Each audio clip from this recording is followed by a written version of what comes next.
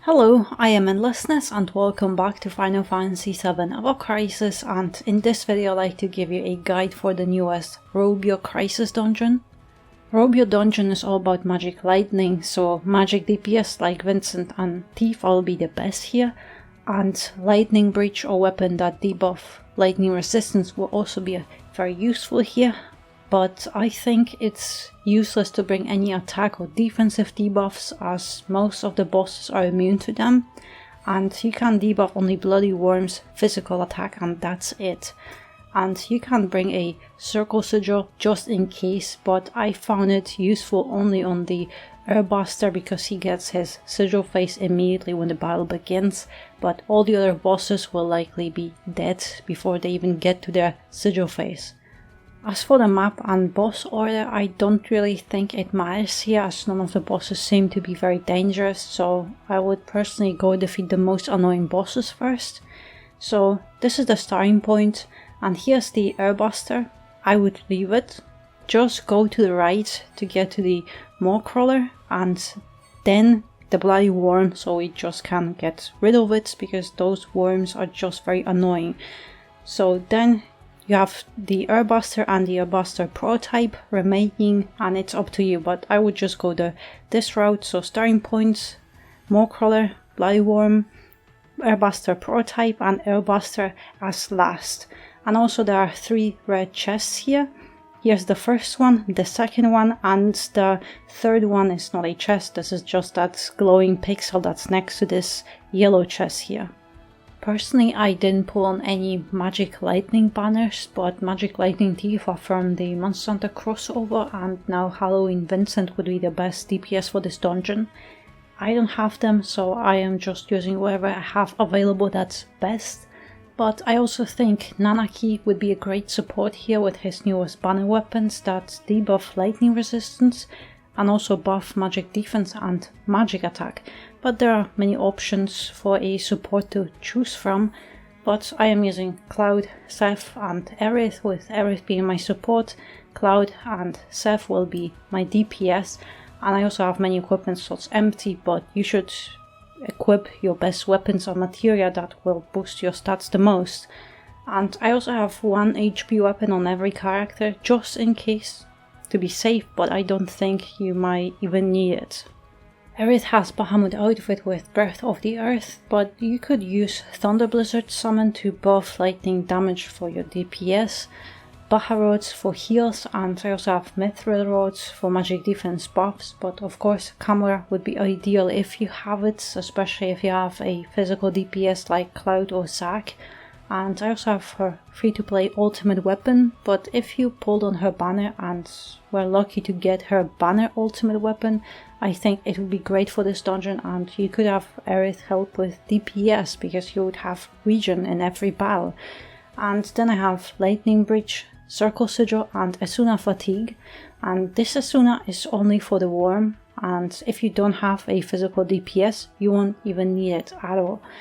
Then in sub-equipment slots, Aerith has Gale Weapon with magic defense for allies and 4-point Shuriken for HP and buff debuff extension, so she has 3000 HP, 3.5 heal and very high magic defense, but it is so high because of Mithril Rod and her ultimate weapon buffing magic defense with her abilities.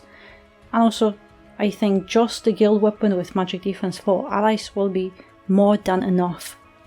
Cloud has Bahamut outfit, but Murasame outfit would be ideal here with Lightning Arcanum, Ramu, Murasame for DPS, Glavenus for physical attack buffs, Buster Sword, and I will actually use it on a worm, then a Circle Sigil, and in sub-equipment slots Cloud only has a weapon to boost his lightning potency, but ideally you want to prioritize boosting lightning potency and physical ability potency first with your sub-weapons, because those 2 abilities will increase your DPS the most. But Cloud has 14.5 HP, just below 5000 physical attack and moderate magic defense. Sephiroth has Lethal Style outfit with Mega Flare, CC Alloy Sword for Thunder DPS, and it's Seph's launch weapon with AoE Lightning, but I don't have anything better, so the garbage will do. Genji a circle sigil and a stat stick, and in sub-equipment slots Zeph has 2 lightning potency weapons, one with HP and the other with magic attack, so he has 14.9 HP and 5.5 magic attack and moderate defenses. So, we know the route. And here's the Airbuster. If you want to kill it, then do it. I'm just gonna go to the Maw Crawler. And as for the chests, I will always say don't be afraid of using items. They will never hurt you, but they can make the boss fights a lot easier.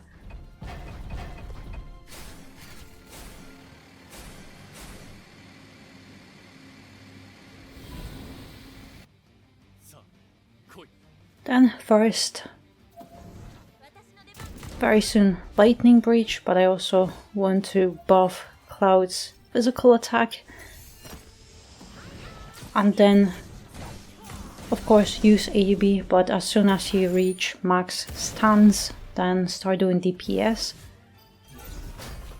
And that should be easy because that's the first boss, but he has a increased physical defense, so Clouds, even with LB10 and fully buffed, he will not do too much damage. But that's perfectly okay.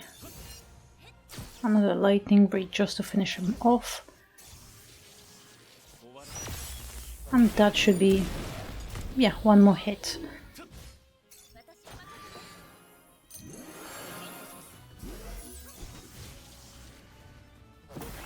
And done. And ideally you want to finish him off before that first attack, because one character will get hurt quite badly.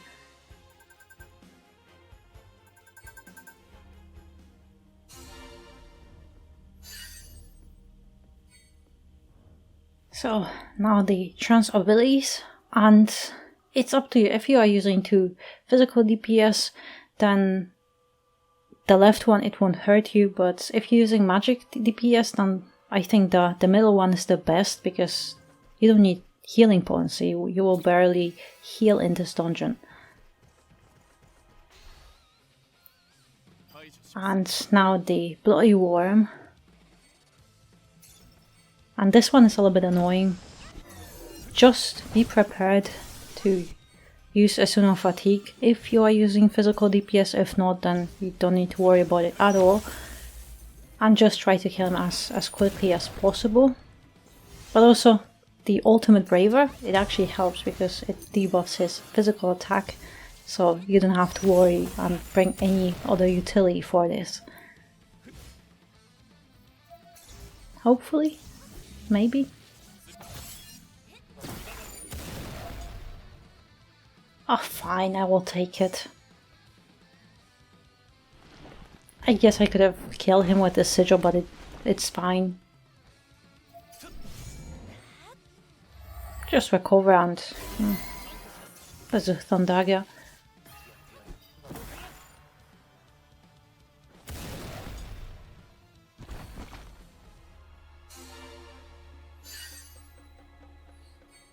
And another set of trans abilities, and this is up to you.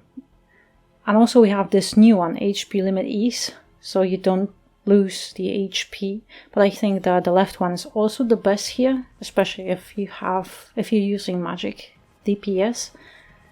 And this will be the next chest. Oh, come on. Those random enemies, they are very easy. We can use them to get some limit gauge or anything if you want to heal.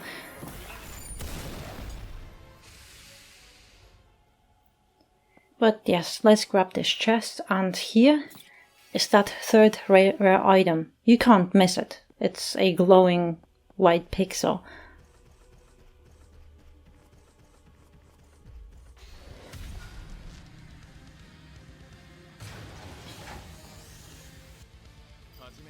Alright, Airbuster, same thing.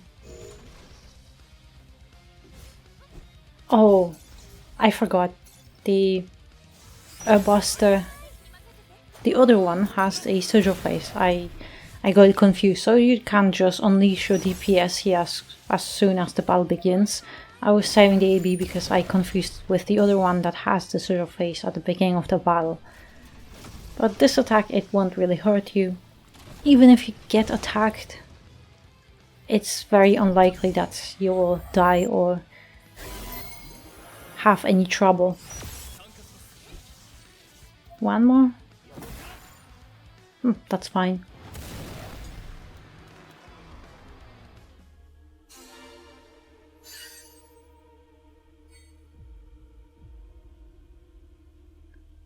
And it's up to you. But I think if you're using magic DPS, the right one is the best one. Yes, your magic defense will be lowered, but we won't get hit at this point at all, so don't worry about it. And also here's the rare chest, so grab it. And this is the last Airbuster. And actually, just in case, I will use an item, Magic Jelly, on Seth. Yeah, that should be actually fine because I don't think, yeah. Maybe, no.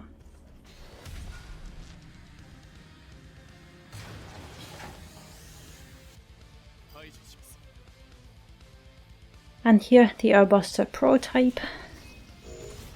Here comes a scissor phase, so that's why I confused the other one. So just break them as quickly as you can. And since it's 2 diamonds and they are very easy to break, just start doing some DPS here.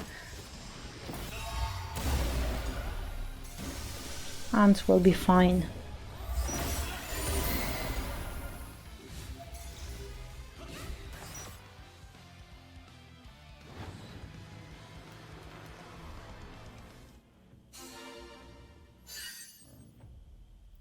Alright, now the last trans ability set, and I would also go with this one because it's the most sliding points you get, and we are going to the last boss.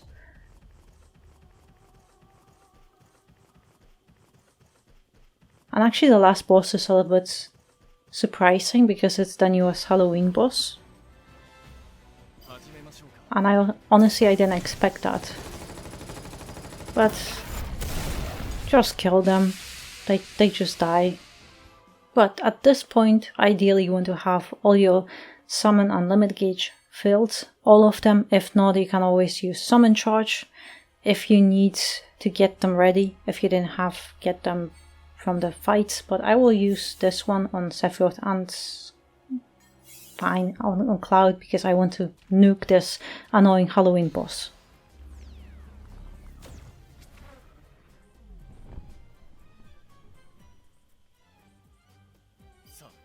So yeah, just use Genji, Lightning Breach, and I don't know, maybe Cloud will get his Glaveness buff? Nah. The Halloween boss, he does defaith on your magic DPS, so Seth would have lost his Glaveness, his Genji buff, so that's why I didn't want to do that. Oh, actually perfect. I wasn't sure if that will be one hit, but you can just stack the buffs, use the items, and those battles will go a lot faster and will be easier. So I think that's always worth using items in those crisis dungeons because it doesn't hurt you. You just want S+ for all the rewards. So it's just a matter of convenience. But yeah, that's basically the whole thing. It's a fine dungeon, we had a lot worse and more annoying, so I am not gonna complain. It's very nice, and from the very hard one and hard one we get 2,900 crystals, so that's very nice. But yeah, I hope you found this guide helpful. Thank you very much for watching, and I hope to see you next one.